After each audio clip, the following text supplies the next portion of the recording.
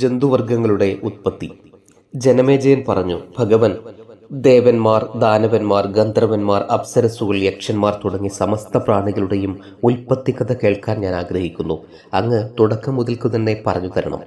വൈശമ്പായനൻ പറഞ്ഞു, ശരി. സത്യസ്വരൂപനായ ഭഗവാനെ സ്മരിച്ചുകൊണ്ട് ദേവന്മാർ തുടങ്ങിയ എല്ലാവരുടെയും ഉൽപ്പത്തിയും നാശത്തിൻ്റെയും കഥകൾ ഞാൻ വിവരിക്കാം. ബ്രഹ്മാവിൻ്റെ മാനസപുത്രന്മാരായ മരീചി, അങ്കിരസ്, അത്രി, പുലസ്ത്യൻ, പുലഹൻ, ക്രതു എന്നിവർ ഉണ്ടായത് അറിയുമായിരിക്കും. അവരിൽ മരീചിയുടെ പുത്രനായ കശ്യപനിൽ നിന്നാണ് ഈ പ്രജാസഞ്ചയങ്ങളെല്ലാം ഉണ്ടായത്. ദക്ഷൻ എന്ന പ്രജാപതിയുടെ 13 കന്യകകളെയാണ് കശ്യപൻ സ്വീകരിച്ചത്. അവരുടെ പേര് അദിതി, ദിതി, ധനു, കല, ധനായു, സിംഹിക, ക്രോധ, പ്രാഥ, വിശ്വ, വിനത, കപില, മുനി, കദ്രു എന്നിങ്ങനെയാണ്. അദിതിക്ക് 12 പുത്രന്മാരുണ്ടായി. ദാതാവ്, മിത്രൻ, ആര്യമാവ്, ശക്രൻ, വരുണൻ, അംശൻ, ഭഗൻ, വിവസ്വാൻ, പൂഷാവ്, സവിതാവ്, ത്വഷ്ടാവ്, വിഷ്ണു. അവരെ ആദിത്യന്മാർ എന്ന് പറയും. ഇവരിൽ ഇളയവനായ വിഷ്ണു ഗുണങ്ങൾ കൊണ്ട് ഏറ്റവും വലിയവനായിരുന്നു. ദിതിയുടെ ഒരു പുത്രനായിരുന്ന ഹിരണ്യകശിപുവിന് 5 പുത്രന്മാരുണ്ടായി. പ്രഹ്ലാദൻ, അനുഹ്ലാദൻ, സംഹ്ലാദൻ, ശിബി, ബാഷ്കലൻ. പ്രഹ്ലാദന് വിരോചനൻ, കുംഭൻ, നികുംഭൻ എന്ന് 3 പുത്രന്മാർ ജനിച്ചു. വിരോചനന്റെ പുത്രൻ ബലിയും ബലിയുടെ പുത്രൻ ബാണാസുരനുമായിരുന്നു. ഈ ബാണാസുരൻ മഹാശിവഭക്തനായിരുന്നു. മഹാകാലൻ എന്ന പേരിലും അവൻ പ്രസിദ്ധനായി. ധനുവിന് 40 പുത്രന്മാരുണ്ടായതിൽ വിപ്രജിത്തായിരുന്നു മുഖ്യൻ. അദ്ദേഹം വളരെ കീർത്തി നേടിയ രാജാവായിരുന്നു. ദാനവന്മാർ അസംഖ്യം പേരുണ്ടായി. സൂര്യചന്ദ്രന്മാരെ ഗ്രസിക്കുന്ന രാഹു സിംഹികയുടെ പുത്രനാണ്. ക്രോധയ്ക്ക് സുചന്ദ്രൻ, ചന്ദ്രഹന്താവ്, ചന്ദ്രപ്രമദൻ തുടങ്ങിയ പുത്രന്മാരുണ്ടായി. പിന്നെ ഒരു ഗണം തന്നെ അക്കൂട്ടത്തിൽ പിറന്നു. ദാനുയുവിന് 4 പുത്രന്മാരുണ്ടായി. വിക്ഷരൻ, ബലൻ, വീരൻ, വൃത്രാസുരൻ എന്നിങ്ങനെ. ഭൃഗുമഹർഷിയിൽ നിന്ന് അസുര പുരോഹിതനായ ശുക്രാചാര്യൻ ജനിച്ചു. അദ്ദേഹത്തിന്റെ 4 പുത്രന്മാരിൽ പ്രധാനികളായ ത്വഷ്ടാധരനും അത്രിയും അസുരന്മാരുടെ യാഗങ്ങൾ നടത്തിച്ചു. പുരാണങ്ങൾ അനുസരിച്ച് ദേവവർഗത്തിന്റെയും അസുരവർഗത്തിന്റെയും ഉൽപ്പത്തി ഈ വിധത്തിലാണ്. ഇവരുടെ പുത്രപൗത്രന്മാരുടെ സംഖ്യ കണക്കാക്കാൻ കഴിയില്ല. താർഷ്യൻ, അരിഷ്ടനേമി, ഗരുഡൻ, അരുണൻ, ആരുണി, വാരുണി എന്നിവരെ വൈനതേയരെന്നു പറയും. ശേഷൻ, അനന്തൻ, വാസുകി, തക്ഷകൻ, ഭുജങ്കൻ, കൂർമൻ തുടങ്ങിയ സർപ്പങ്ങൾ കദ്രുവിന്റെ പുത്രന്മാരാണ്. ഭീമസേനൻ, ഉഗ്രസേനൻ, സുവർണൻ, നാരദൻ തുടങ്ങി 16 ഗന്ധർവന്മാർ കശ്യപഭഗ്നിയായ മുനിയുടെ പുത്രന്മാരാണ്. പ്രധ എന്നു പേരുള്ള ദക്ഷപുത്രിക്ക് അനവദ്യ, മനുവംശ തുടങ്ങിയ പുത്രിമാരും സിദ്ധൻ, പൂർണൻ, ബർഹി തുടങ്ങിയ ദേവഗന്ധർവന്മാരുമുണ്ടായി. അലംബുഷ, മിത്രകേശി, വിദ്യുത്പർണ, തിലോത്തമ, അരുണ, രക്ഷിത, രംഭ, മനോരമ, കേശിനി, സുരത, സുരജ, സുപ്രിയ, സുബാഹു തുടങ്ങിയ അപ്സരസുകളും പ്രാഥയുടെ തന്നെ പുത്രിമാരാണ്. അതിബാഹു, ഹാഹ, ഹൂഹു, തംബുരു എന്നീ ഗന്ധർവന്മാരും പ്രാഥയുടെ തന്നെ പുത്രന്മാരാണ്. കപിലയിൽ നിന്ന് ബ്രാഹ്മണരും ഗന്ധർവന്മാരും അപ്സരസുകളും പശുക്കളും ഉണ്ടായി. ബ്രഹ്മാവിന്റെ മാനസപുത്രന്മാരായ 6 മഹർഷികളെപ്പറ്റി മുൻപ് പറഞ്ഞുവല്ലോ. അദ്ദേഹത്തിന്റെ 7ാമത്തെ പുത്രനായ സ്ഥാണുവിന് തേജോമയന്മാരായ 11 പുത്രന്മാരുണ്ടായി. മൃഗവ്യാധൻ, സർപ്പൻ, നിര്യതി, ആജൈകപാദൻ, അഹിർബുദ്ധ്യൻ, പിനാകി, ദഹനൻ, ഈശ്വരൻ, കപാലി, സ്ഥാണു, ഭവൻ എന്നിവരെ 11 രുദ്രന്മാരെന്നു പറയുന്നു. അങ്കിരസിന് ബൃഹസ്പതി, ഉദധ്യൻ, സംവർത്തൻ എന്ന 3 പുത്രന്മാരുണ്ടായി. അത്രിക്ക് അസംഖ്യം പുത്രന്മാരുണ്ടായി. രാക്ഷസന്മാരും യക്ഷന്മാരും കിന്നരന്മാരും വാനരന്മാരും പുലസ്ത്യന്റെ സന്താനങ്ങളാണ്. ശലഭങ്ങളും സിംഹങ്ങളും വ്യാഘ്രങ്ങളും ചെന്നായ്ക്കളും കിംപുരുഷന്മാരും യക്ഷന്മാരും പുലഹന്റെ സന്തതികളത്രേ. കത്രുവിന്റെ സന്താനങ്ങളാണ് ബാലഖില്യന്മാർ. ബ്രഹ്മാവിന്റെ വലതുകൈയിലെ പെരുവിരലിൽ നിന്ന് ദക്ഷപ്രജാപതിയും ഇടതുകൈയിലെ പെരുവിരലിൽ നിന്ന് ദക്ഷപത്നിയും ജനിച്ചു. ദക്ഷന് അവളിൽ 500 കന്യകമാരുണ്ടായി. പുത്രന്മാർക്ക് നാശമുണ്ടായതുകൊണ്ട് പുത്രന്മാരിൽ ഉണ്ടാകുന്ന മൂത്ത പുത്രനെ തനിക്ക് തരണമെന്ന വ്യവസ്ഥയോടെയാണ് ദക്ഷൻ പുത്രിമാരെ വിവാഹിതരാക്കിയത്. 10 കന്യകമാരെ ദക്ഷനും 27 പേരെ ചന്ദ്രനും 13 പേരെ കശ്യപനും നൽകി. ധർമ്മന്റെ പത്നിമാർ കീർത്തി, ലക്ഷ്മി, ധൃതി, മേധ, പുഷ്ടി, ശ്രദ്ധ, ക്രിയ, ബുദ്ധി, ലജ്ജ, മതി എന്നിവരാണ്. ചന്ദ്രന്റെ പത്നിമാരായ 27 നക്ഷത്രങ്ങൾ കാലസൂചന നൽകുന്നു.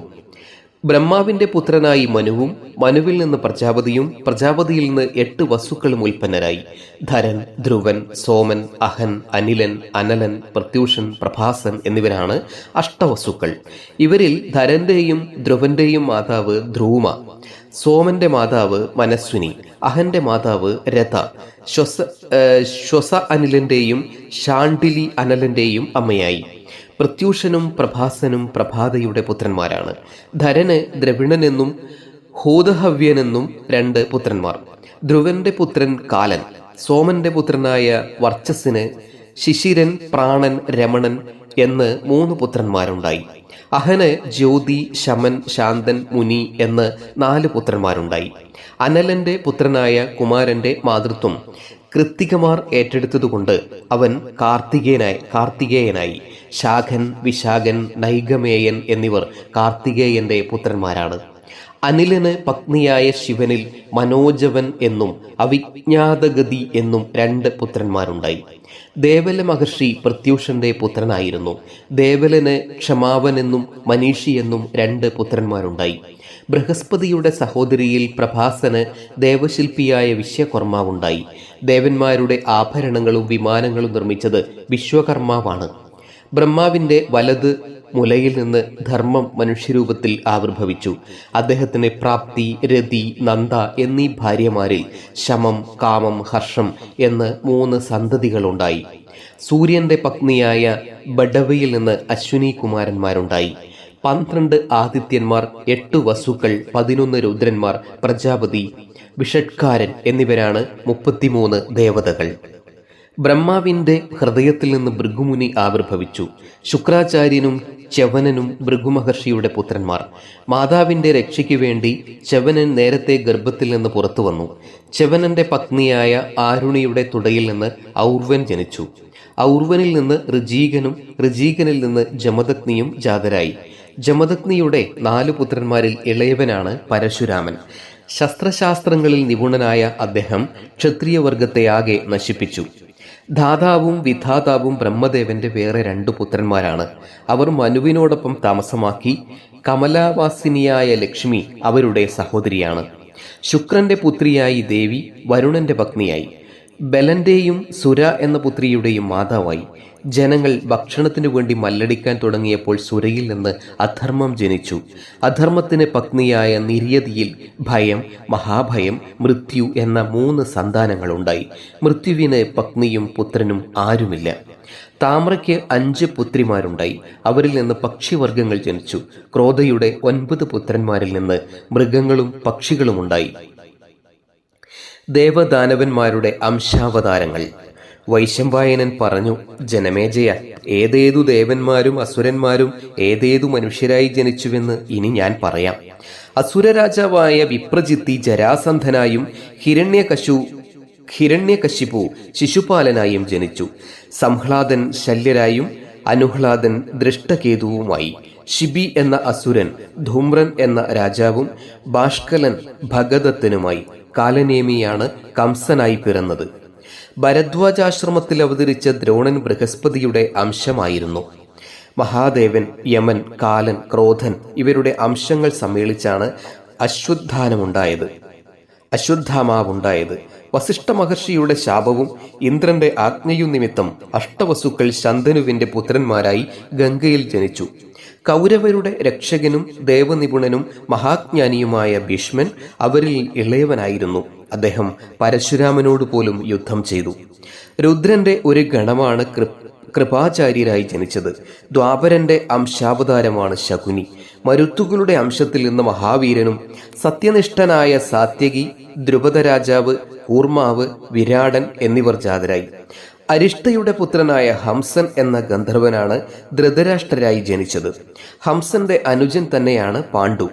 സൂര്യന്റെ അംശമായ ധർമ്മൻ വിതുരരായി പിറന്നു. കുരുവംശത്തിന് കളങ്കമായ ദുര്യോധനൻ കലിപുരുഷന്റെ പുനർജന്മമാണ്. പുലസ്ത്യന്റെ സന്താനങ്ങളായ രാക്ഷസരാണ് കൗരവർ. ധൃതരാഷ്ട്രക്ക് വൈശ്യസ്ത്രീയിൽ ജനിച്ച പുത്രനുണ്ടല്ലോ, യുയുത്സു. അവർ കൗരവരിൽ നിന്ന് ഭിന്നനായിരുന്നു. യുധിഷ്ഠിരൻ, ധർമ്മന്റെ ഭീമസേനൻ, യുധിഷ്ഠിരൻ ധർമ്മന്റെയും, ഭീമസേനൻ വായുവിന്റെയും, അർജുനൻ ഇന്ദ്രന്റെയും, നകുല സഹദേവന്മാർ അശ്വിനി ദേവകളുടെയും അംശങ്ങളായിരുന്നു. ചന്ദ്രന്റെ പുത്രനായ വർച്ചവസാണ് അഭിമന്യുവായത്.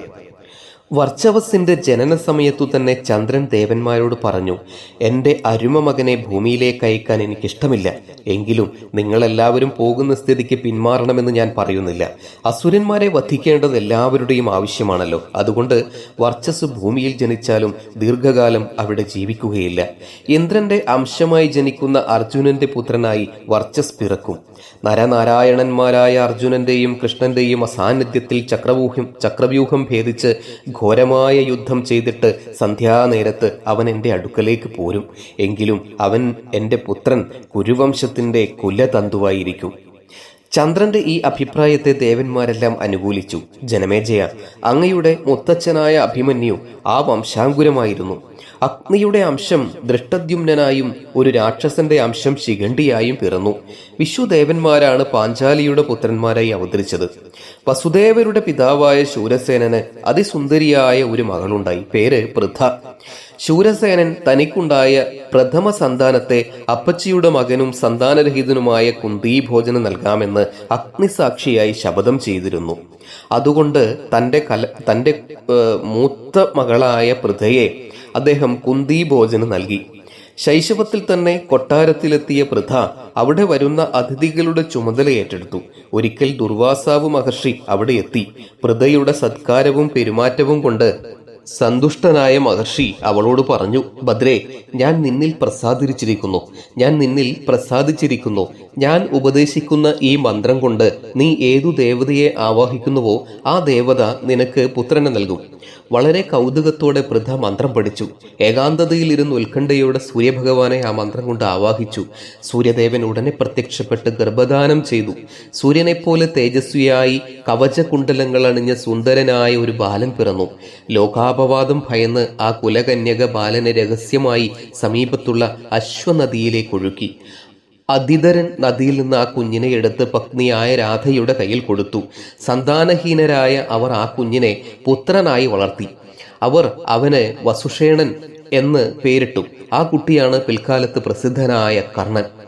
അസ്ത്രവിദ്യയിലും വേദാംഗങ്ങളിലും നിപുണനായ കർണൻ ഉദാരനും സത്യനിഷ്ഠനും ബുദ്ധിമാനും പരാക്രമിയുമായിരുന്നു. അദ്ദേഹം ജപത്തിനിരിക്കുന്ന സമയത്ത് അതിഥികളായി എത്തുന്നവരെ ഒരിക്കലും നിരാശരാക്കിയിരുന്നില്ല. ഒരു ദിവസം ദേവേന്ദ്രൻ പുത്രനായ അർജുനന്റെയും ലോകത്തിന്റെയും നന്മയെ മുൻനിർത്തി ബ്രാഹ്മണ വേഷം ധരിച്ച് ജപലീനനായ കർണന്റെ മുന്നിലെത്തി ജന്മപ്രസിദ്ധമായ കവചകുണ്ടലങ്ങൾ യാചിച്ചു. ഒട്ടും മടിക്കാതെ ഉടൻ തന്നെ കർണൻ സ്വശരീരത്തിൽ പറ്റിപ്പിടിച്ചിരുന്ന കവചവും കുണ്ടലങ്ങളും വേർപെടുത്തി ആ ബ്രാഹ്മണന് ദാനം ചെയ്തു. ഈ ഔദാര്യം കൊണ്ട് സന്തുഷ്ടനായ ഇന്ദ്രൻ ഒരു വേൽ കർണനു നൽകിക്കൊണ്ട് പറഞ്ഞു, നീ ഈ വേലിന് ലക്ഷ്യമാക്കുന്നത് മനുഷ്യനോ അസുരനോ ദേവതയോ സർപ്പമോ രാക്ഷസനോ ആരു തന്നെയായാലും അവൻ അതോടെ നശിക്കും. അന്നു മുതൽ കർണന് വൈകർത്തൻ എന്ന പേരുണ്ടായി. സൂര്യാംശജാതനായ ആ മഹാപുരുഷൻ ദുര്യോധനന്റെ ഉറ്റമിത്രവും മന്ത്രിയും മികച്ച യോദ്ധാവും ആയിരുന്നു. ദേവാദിദേവനായ മഹാവിഷ്ണു വസുദേവസുതനായ ശ്രീകൃഷ്ണനായി അവതരിച്ചു. ശേഷന്റെ അംശം ബലരാമനായി, സനത്കുമാരൻ പ്രദ്യുമ്നായി. അസംഖ്യം ദേവന്മാർ അക്കാലത്ത് പല പേരുകളിൽ യദുവംശത്തിൽ പിറന്നു. ഇന്ദ്രന്റെ ആജ്ഞയനുസരിച്ച് അപ്സര സ്ത്രീകൾ തന്നെ 16,000 സ്ത്രീകളായി ജനിച്ചു. ലക്ഷ്മി ദേവി ഭീഷ്മക മഹാരാജാവിന്റെ പുത്രിയായ രുക്മിണിയായും ഇന്ദ്രാണി ദ്രുപദന്റെ യജ്ഞകുണ്ടത്തിൽ നിന്നും ദ്രൗപദിയായും ഉത്ഭവിച്ചു. സിദ്ധിയും ധൃതിയും കുന്തിയായും മാദ്രിയായും രൂപം കൊണ്ടു. ഗാന്ധാരദേശത്തിലെ സുബലൻ എന്ന മഹാരാജാവിന്റെ പുത്രിയായി മതി ആവിർഭവിച്ചു. ഇങ്ങനെ ദേവന്മാരും അസുരന്മാരും ഗന്ധർവന്മാരും രാക്ഷസന്മാരുമെല്ലാം ഭൂമിയിൽ മനുഷ്യരൂപം ധരിച്ച് വന്നെത്തി. ഇനി ശകുന്തളയുടെ കഥ. ജനമേജയൻ പറഞ്ഞു, ഭഗവൻ, ദേവദാനവാദികളുടെ അംശാവതാര കഥയൊക്കെ അങ്ങ് വിസ്തരിച്ചുവല്ലോ. ഇനി അങ്ങ് ആദ്യം സൂചിപ്പിച്ചതുപോലെ കുരുവംശത്തിന്റെ ഉൽപ്പത്തി കഥകൾ കേൾക്കാൻ ആഗ്രഹമുണ്ട്. വൈശമ്പായനൻ പറഞ്ഞു, ജനമേജയ, പൂരുവംശത്തിലെ മഹാതേജസ്വിയും പ്രതാപശാലിയുമായ രാജാവായിരുന്നു ദുഷ്യന്തൻ. വിപുലമായ രാജ്യം, നീതിപൂർവകമായ ഭരണം, ധർമ്മനിഷ്ഠരായ ജനങ്ങൾ, വിശപ്പ്, രോഗം, ഭയം, മോഷണം തുടങ്ങിയവയൊന്നും കേൾക്കാനേയില്ല. രാജാവ് ആരോഗ്യവാനും സുന്ദരനുമായിരുന്നു. ശാസ്ത്രവിദ്യയിലും യുദ്ധരീതികളിലും അതിചതുരൻ. പ്രജകൾ അദ്ദേഹത്തെ സ്നേഹിക്കുകയും ആദരിക്കുകയും ചെയ്തു പോന്നു. ഒരു ദിവസം ദുഷ്യന്ത മഹാരാജാവ് ചതുരംഗപ്പടയോടുകൂടി കാട്ടിലെത്തി. അവിടെ അതിദൂരം കടന്നപ്പോൾ ഒരു ആശ്രമത്തിന്റെ ഉദ്യാനത്തിൽ ചെന്നു ചേർന്നു. അവിടെ പൂക്കൾ നിറഞ്ഞ വൃക്ഷങ്ങൾ, കറുകപ്പുല്ല് വിളർന്നു മൂടിയ ഭൂമി, മധുരസ്വരത്തിൽ പാടുന്ന പക്ഷികൾ, കുയിലുകളുടെ കുഹൂരവം, വണ്ടുകളുടെ മുഴക്കം. ആ ഉദ്യാനത്തിലൂടെ നടക്കവേ ആശ്രമം രാജാവിന്റെ കണ്ണിൽപ്പെട്ടു. യാഗാഗ്നിയുടെ ധൂമപടലം എങ്ങും സുഗന്ധം പരത്തി. തെളിനീരൊഴുകിക്കൊണ്ട് മെല്ലെ പായുന്ന മാലിനീ നദി അടുത്തു തന്നെയുണ്ട്. ധ്യാനലീനരായ മഹർഷിമാർ മരത്തണലുകൾ ഇരിപ്പുണ്ട്.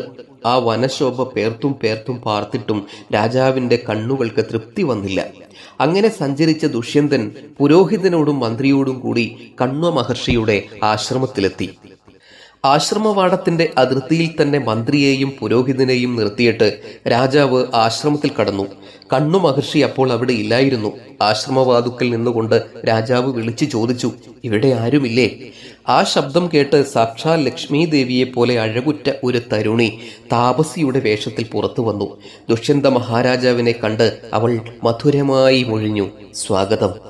തുടർന്ന് അവൾ അർഘ്യപാദ്യാദികൾ നൽകി കുശലപ്രശ്നം ചെയ്ത് അനന്തരം അവൾ ചോദിച്ചു, അങ്ങേക്ക് വേണ്ടി ഇവൾ എന്തു ചെയ്യണം? ആ സുന്ദരിയുടെ മധുരമൊഴി കേട്ട് അവളെ തന്നെ നോക്കിക്കൊണ്ട് രാജാവ് പറഞ്ഞു, ഞാൻ കണ്ണു മഹർഷിയെ കാണാനാണ് വന്നത്. അദ്ദേഹം എവിടെയുണ്ടെന്ന് പറയൂ. ശകുന്തള പറഞ്ഞു, അദ്ദേഹം കായികനികളും പൂക്കളും ശേഖരിക്കാനായി ഈ ആശ്രമ പ്രദേശത്തിന് പുറത്തു പോയിരിക്കുകയാണ്. 1-2 മണിക്കൂറിനുള്ളിൽ മടങ്ങിയെത്തും. ശകുന്തളയുടെ നിറഞ്ഞ യൗവനവും അഴകേറിയ രൂപവും സാഗൂതം വീക്ഷിച്ചിട്ട് രാജാവ് ചോദിച്ചു, സുന്ദരി, നീ ആരാണ്? നിന്റെ അച്ഛൻ ആരാണ്? എന്തിനാണ് ഈ ആശ്രമത്തിൽ വന്നത്? എൻ്റെ മനസ്സിനെ മോഹിപ്പിക്കുന്ന നിന്നെക്കുറിച്ച് എല്ലാം അറിയാൻ ഞാൻ ആഗ്രഹിക്കുന്നു. ശകുന്തള പറഞ്ഞു, ഞാൻ കണ്വ മഹർഷിയുടെ മകളാണ്. രാജാവ് പറഞ്ഞു, ഭദ്രേ, ലോകപൂജിതനായ കണ്ണു മഹർഷി നിത്യബ്രഹ്മചാരിയാണെന്ന് ആർക്കാണ് അറിഞ്ഞുകൂടാത്തത്? അദ്ദേഹം ധർമ്മനിഷ്ഠനാണ്. ആ നിലയ്ക്ക് നീ അദ്ദേഹത്തിന്റെ പുത്രിയായതെങ്ങനെ? ശകുന്തള പറഞ്ഞു, രാജൻ, പണ്ട് ഒരു മഹർഷി ചോദിച്ചപ്പോൾ താതകണ്വൻ എൻ്റെ ജനനകഥ പറഞ്ഞത് ഞാനും കേട്ടു. അതിൽ നിന്ന് മനസ്സിലാക്കിയത് ഞാൻ പറയാം. പ്രതാപശാലിയായ വിശ്വാമിത്രൻ തപസ്സു ചെയ്യുകയായിരുന്നു. ഇന്ദ്രൻ ആ തപസ് മുടക്കാനായി മേനക എന്ന അപ്സരസിനെ നിയോഗിച്ചു. ആ തപോഭംഗമാണ് എൻ്റെ ജനനത്തിനു കാരണം. മാതാവ് ഉപേക്ഷിച്ചു പോയപ്പോൾ കാട്ടുജന്തുക്കളിൽ നിന്ന്, അതായത് ശകുന്തങ്ങൾ, എന്നെ രക്ഷിച്ചു. പക്ഷികൾ എന്നെ രക്ഷിച്ചു. അതുകൊണ്ട് എൻ്റെ പേര് ശകുന്തള എന്നായി. കണ്ണു മഹർഷി അവിടെ നിന്ന് എന്നെ എടുത്തു വളർത്തി. ജന്മം നൽകുന്നവൻ, ജീവൻ രക്ഷിക്കുന്നവൻ, അന്നം നൽകുന്നവൻ, ഈ 3 കൂട്ടരും പിതാക്കളാണല്ലോ. ആ നിലയ്ക്ക് കണ്ണു മഹർഷി എൻ്റെ പിതാവായി. ദുഷ്യന്തൻ പറഞ്ഞു, ഭദ്രേ, നീ പറയുന്നതനുസരിച്ച് നോക്കിയാൽ നീ രാജകന്യകയാണ്, താപസകുമാരിയല്ല. ആ നിലയ്ക്ക് നീ എൻ്റെ സഹധർമ്മിണിയാകൂ. സുന്ദരി, ഗാന്ധർവ വിധി പ്രകാരം നമുക്ക് വിവാഹിതരാകാം. രാജാക്കന്മാർക്ക് ഗാന്ധർവ വിവാഹം സർവശ്രേഷ്ഠമായി അംഗീകരിക്കപ്പെട്ടിട്ടുണ്ട്. ശകുന്തള പറഞ്ഞു, എൻ്റെ പിതാവ് ഇപ്പോൾ ഇവിടെയില്ല. അല്പസമയം അങ്ങ് കാത്തിരിക്കുക. അദ്ദേഹം ഉടനെ വരും. വന്നാൽ ഒരു തടസ്സവും പറയാതെ അദ്ദേഹം എന്നെ അങ്ങേക്കു സമർപ്പിക്കും. ദുഷ്യന്തൻ പറഞ്ഞു, നീ സ്വയം എന്നെ വരിക്കുന്നതാണ് എനിക്കിഷ്ടം. മനുഷ്യന്റെ ഉത്തരവാദിത്വം അവനവനു തന്നെയാണ്. നിന്റെ ആത്മസമർപ്പണമാണ് ഞാൻ ആഗ്രഹിക്കുന്നത്. ശകുന്തള പറഞ്ഞു, അത് ധർമ്മമാർഗമെന്ന് അങ്ങ് കരുതുന്നുവെങ്കിൽ ഒരു വ്യവസ്ഥ മുന്നോട്ട് വയ്ക്കാൻ ഞാൻ ആഗ്രഹിക്കുന്നു. അതുകൂടി അങ്ങ് കേൾക്കണം. അങ്ങ് ഉദ്ദേശിക്കുന്ന ആത്മസമർപ്പണം ഞാൻ ചെയ്യണമെങ്കിൽ അങ്ങ് ഒരു പ്രതിജ്ഞ ചെയ്യണം. എനിക്കുശേഷം നിന്റെ പുത്രന്മാർ ചക്രവർത്തിയാകും. ഞാൻ ജീവിച്ചിരിക്കെ തന്നെ അവനെ യുവരാജാവായി അഭിഷേകം നടത്തും എന്ന് അങ്ങ് ശപഥം ചെയ്താൽ അങ്ങയുടെ ഏതാജ്ഞയും ഞാൻ അനുവർത്തിച്ചുകൊള്ളാം. കൂടുതലൊന്നും ചിന്തിക്കാതെ രാജാവ് പ്രതിജ്ഞ ചെയ്തു. തുടർന്ന് ഗാന്ധർവ വിധി പ്രകാരം ശകുന്തളയെ പരിണയിക്കുകയും ചെയ്തു. ആ സമാഗമവേളയിൽ മഹാരാജാവ് പലവുരു പറഞ്ഞു, നിന്നെ ആഡംബരപൂർവ്വം കൂട്ടിക്കൊണ്ടുപോകാൻ ഞാൻ ചതുരംഗപ്പടിയെ അയക്കും. അനന്തരം കണ്ണു മഹർഷിയെ കാണാൻ കാത്തു നിൽക്കാതെ ദുഷ്യന്തൻ രാജധാനിയിലേക്ക് പോയി. കണ്ണു മഹർഷി ഇതൊക്കെ അറിഞ്ഞാൽ എന്തു ചെയ്യുമെന്ന് അദ്ദേഹത്തിന്റെ ഉള്ളിൽ ഉത്കണ്ഠയുണ്ടായിരുന്നു. അല്പം കഴിഞ്ഞ് കണ്ണൻ ആശ്രമത്തിൽ മടങ്ങിയെത്തി ശകുന്തള ലജ്ജ നിമിത്തം അദ്ദേഹത്തിന്റെ മുൻപിൽ പോയില്ല. ത്രികാലദർശിയായ മുനി ദിവ്യദൃഷ്ടി കൊണ്ട് കാര്യങ്ങളെല്ലാം മനസ്സിലാക്കി. എന്നിട്ട് സന്തോഷപൂർവ്വം ശകുന്തളയെ വിളിച്ചു പറഞ്ഞു, മകളെ, നീ എന്നോട് ആലോചിക്കാതെ രഹസ്യമായി ചെയ്ത പ്രവൃത്തി അധാർമികമല്ല. ക്ഷത്രിയന്മാർക്ക് ഗാന്ധർവ വിവാഹം ശാസ്ത്രസമ്മതമാണ്. ദുഷ്യന്തൻ ധർമ്മനിഷ്ഠനാണ്, ഉദാരനും വീരനുമാണ്. അദ്ദേഹത്തോടുള്ള ബന്ധത്തിൽ ജനിക്കുന്ന പുത്രൻ ബലവാനായ ചക്രവർത്തിയാകും. ശത്രുക്കളോട് എതിരിടുമ്പോൾ അവന്റെ രഥം എങ്ങും നിൽക്കുകയില്ല. ബുദ്ധിവൈഭവമുള്ള യോഗ്യനായ രാജാവായി തീരും നിന്റെ മകൻ. മഹാഭാരതം കഥ തുടരും.